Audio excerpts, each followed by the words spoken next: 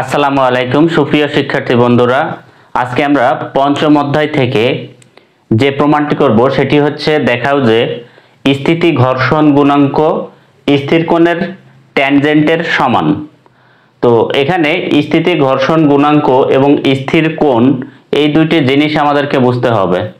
তো স্থিতি ঘর্ষণ গুণাঙ্ক বলতে সীমান্ত ঘর্ষণ বল ও অবিলম্ব প্রতিক্রিয়ার অনুপাতকে স্থিতি ঘর্ষণ গুণাঙ্ক বলে। তো একে মিউএস দ্বারা প্রকাশ করা হয়। আরেকটা হচ্ছে স্থির বা নিশ্চল কোণ, লব্ধি প্রতিক্রিয়া ও অবিলম্ব প্রতিক্রিয়া এর মধ্যবর্তী কোণ, একে থিটা দ্বারা প্রকাশ করা হয় এবং একে স্থির কোণ বলে। অর্থাৎ লব্ধি প্রতিক্রিয়া এবং অবিলম্ব প্রতিক্রিয়া এই দুই প্রতিক্রিয়া বলের মাঝখানে যে কোণটা হয় সেই কোণটা হচ্ছে স্থির কোণ বা নিশ্চল কোণ। তো এখন কথা হচ্ছে এখানে যে সীমান্ত ঘর্ষণ বল, অবিলম্ব বল, লব্ধি প্রতিক্রিয়া, অবিলম্ব প্রতিক্রিয়া এই জিনিসগুলো আমাদেরকে বুঝতে হলে আমরা এখানে একটা চিত্র অঙ্কন করেছি। যে এটা একটা ধরে নিলাম যে টেবিলের উপরে একটা কাঠের ব্লক আছে। তো এই ব্লকটা যদি আমরা এই দিকে মুভমেন্ট করাতে চাই, অর্থাৎ এখানে একটা বল প্রয়োগ করি, মনে করলাম যে আমরা এফ মানের একটা বল প্রয়োগ করলাম, টেবিলের যে তল বরাবর এই ব্লকটি আছে। তো এই ব্লকটি মূলত এইখানে নিচের দিকে খাড়া, এখানে হচ্ছে ডব্লিউ পরিমাণ ওজন দ্বারা এখানে আছে এবং ঠিক ওজনের বিপরীত একটি অবিলম্ব যে প্রতিক্রিয়া সেটি হচ্ছে আর। তো আমরা জানি নিউটনের তৃতীয় সূত্র অনুযায়ী প্রত্যেক ক্রিয়ার সমান এবং বিপরীত প্রতিক্রিয়া আছে, এই কারণে এই ওজন এবং অবিলম্ব প্রতিক্রিয়াকে আমরা এখানে ব্যালেন্স অবস্থায় ধরছি। এখন এই যে সামনের দিকে আমরা কি করলাম, একটা বল প্রয়োগ করলাম। তো এই বল প্রয়োগ করার ফলে এই ব্লকটি সামনের দিকে গেল না। কারণ কি? কারণ হচ্ছে যে এখানে একটা ঘর্ষণ বল কাজ করেছে আমার বলের বিপরীতে, ওই ঘর্ষণ বলই হচ্ছে সামনের দিকে যেতে বাধা দেয়। এখন এই ব্লকটি সামনের দিকে তখনই যাবে যখন আমরা এই বলটির মান আস্তে আস্তে কি করব, ওই ঘর্ষণ বলের থেকে বাড়াবো, অর্থাৎ বেশি হবে, ঠিক তখনই এটা মুভমেন্ট হবে, তার আগে ব্লকটি মুভমেন্ট হবে না। আর এদিকে হচ্ছে যে বলটা কাজ করেছে, অর্থাৎ ঘর্ষণের যে বলটা কাজ করেছে সেইটিকে হচ্ছে এফএস দ্বারা প্রকাশ করা হয় এবং এটাকে বলে সীমান্ত ঘর্ষণ বল। তো ঘর্ষণ বল কি? ঘর্ষণ বল হচ্ছে যে দুইটা তল বরাবর যদি দুইটা বস্তু থাকে, একটা বস্তুর উপর দিয়ে আরেকটা বস্তু চলতে চায়, তখন এই যে চলতে বাধা দেয়, এই বাধা দেওয়ার কারণ হচ্ছে প্রত্যেকটা বস্তুতেই কিছু খাঁজ কাটা থাকে, অর্থাৎ কোনো মসৃণ বস্তু নেই, সকল বস্তুতেই কিছু না কিছু খাঁজ কাটা থাকে। তো এই খাঁজ কাটার কারণে ওই বস্তুটা ওই অন্য বস্তুর উপর দিয়ে চলতে গেলে কি হয়, যে বাধাপ্রাপ্ত হয়, অর্থাৎ গতির বাধাপ্রাপ্ত হয়। তো এই বাধাপ্রাপ্ত হয় যে বল দ্বারা, ওই বলটাই হচ্ছে ঘর্ষণ বল। আর এই যে বলটা আমি সামনের দিকে নেয়ার জন্য যে বলটা দিয়েছিলাম তার বিপরীতে যে বলটা কাজ করছে সেটাকে আমরা বলছি সীমান্ত ঘর্ষণ বল।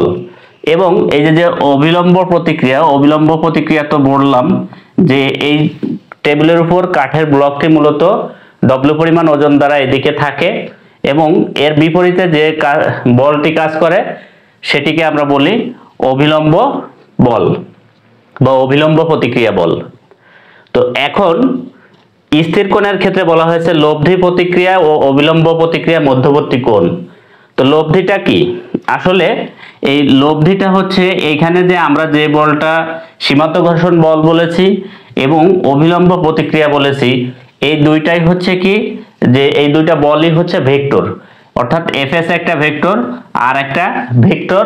আর এই ভেক্টরের মাঝখানে, অর্থাৎ দুইটা ভেক্টরের যে লব্ধি বল আছে সেই লব্ধি বলটা হচ্ছে আমরা ধরে নিলাম যে এই দিকে কাজ করেছে, এটি হচ্ছে আমরা লব্ধি প্রতিক্রিয়া আর প্রাইম ধরে নিলাম। তো এই দুইটা বলের যে লব্ধি বল, এখন আমাকে এখানে নিশ্চল বা স্থির কোণে বলে দিয়েছে যে লব্ধি প্রতিক্রিয়া আর হচ্ছে অবিলম্ব প্রতিক্রিয়া এটার মধ্যবর্তী যে কোণ। তো লব্ধি প্রতিক্রিয়া হচ্ছে আমার আর প্রাইম এবং অবিলম্ব প্রতিক্রিয়া হচ্ছে আর। এই দুইটার মধ্যবর্তী কোণ হচ্ছে আমরা এখানে ধরে নিলাম যে থিটা। তাহলে এই থিটাটাই হচ্ছে আমাদের স্থির কোণ। তো এখান থেকে আমরা যে অংশগুলো পেলাম সেটা হচ্ছে যে একটা পেয়েছি আমরা এফএস, এটি হচ্ছে কি সীমান্ত ঘর্ষণ বল। তারপরে পেয়েছি আমরা আর অভিলম্ব প্রতিক্রিয়া। আরেকটি পেয়েছি আমরা আর প্রাইম, এটি হচ্ছে লব্ধি প্রতিক্রিয়া।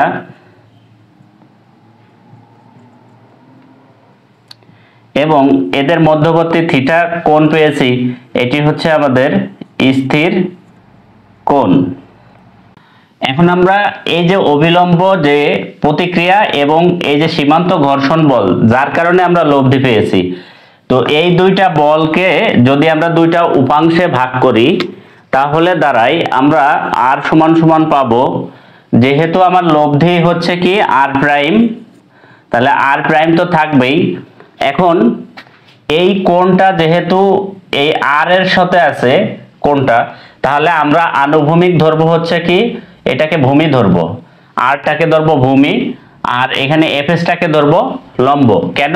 আমরা জানি যে কোণটা থাকে হচ্ছে আনুভূমিকের সাথে বা ভূমির সাথে। তো সেই ক্ষেত্রে আর ইকুয়াল আর প্রাইম ভূমির সাথে হয় কি, ভূমির সাথে আমরা জানি cos থিটা হয়, তাহলে এটি হবে আর প্রাইম cos থিটা। এবং এটাকে আমরা একটা সমীকরণ দিব। একইভাবে এখানে সীমান্ত ঘর্ষণ যে বলটি রয়েছে এটিকে আমরা লিখব হচ্ছে আর প্রাইম, যেহেতু এটারও লব্ধি হচ্ছে আর প্রাইম। এখানে হবে যেহেতু এফএসটা এইদিকে আছে আর কোণের বিপরীতে, তো এটাই হচ্ছে তাহলে আমার লম্ব হবে। তো লম্ব হলে আমরা জানি যে এখানে সাইন থিটা কাজ করে, তাহলে আর প্রাইম সাইন থিটা। দুইটা সমীকরণ পেলাম। এখন আমরা এই 2 নম্বর সমীকরণকে যদি 1 নম্বর সমীকরণ দিয়ে ভাগ করি, তো আমরা এখানে লিখব যে 2 নম্বর ভাগ 1 নম্বর করে।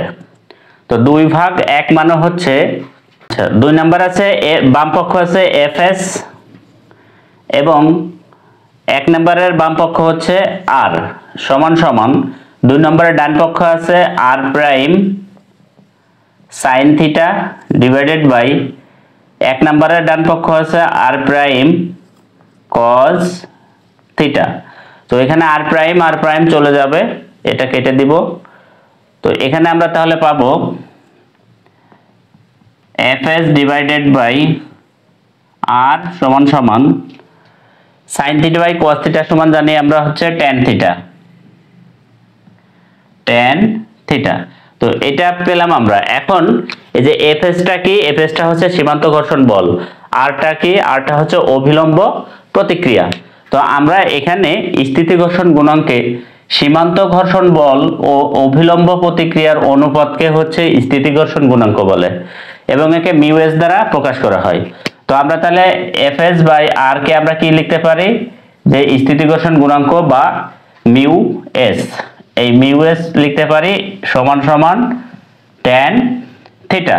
তো আমাদেরকে প্রমাণ করতে বলেছিল যে স্থিতি ঘর্ষণ গুণাঙ্ক, এই যে স্থিতি ঘর্ষণ গুণাঙ্ক স্থির কোণের ট্যানজেন্টের সমান। তো স্থির কোণ আমরা থিটা জানি, তার আর ট্যানজেন্ট মানে হচ্ছে tan।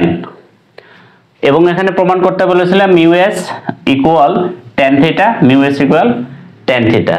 তাহলে আমরা এখানে লিখে দিতে পারি যে মিউ এস সমান হচ্ছে কি স্থিতি ঘর্ষণ